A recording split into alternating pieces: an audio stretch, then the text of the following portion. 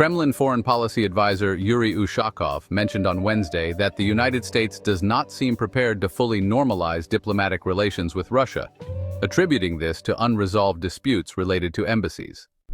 Ushakov expressed his view that despite some progress, the American side is not yet willing to overcome the challenges surrounding the operations of their diplomatic missions. There were 2 rounds of talks between Russian and U.S. diplomats in Istanbul earlier this year, but a 3rd round has encountered a setback, reportedly due to Russia's suggestion to hold the meeting in Moscow. Recently, Russia's new ambassador to the U.S., Alexander Darchiev, indicated that both parties had agreed to alternate future discussions between Moscow and Washington. Ushakov confirmed on Wednesday that Darchiev had returned to Moscow for consultations and was now en route back to the United States. Ushakov expressed hope for the continuation of the process and stated, "We'll see." Ushakov also mentioned that he anticipates Washington to propose an alternate location for the next round, although the United States has not publicly confirmed any specifics. Russian officials, however, assert that another meeting is anticipated soon.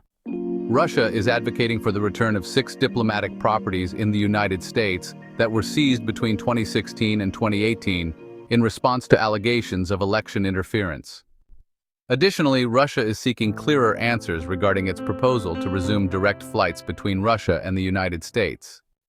According to the Kremlin, the resumption of direct flights has been made contingent by United States officials on progress toward a ceasefire in Ukraine.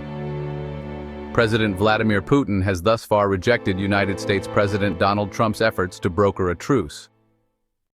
The topic of restoring air links was initially raised by Russia during the talks in Istanbul on February 27th, held as the incoming Trump administration signaled its intent to ease tensions with Moscow.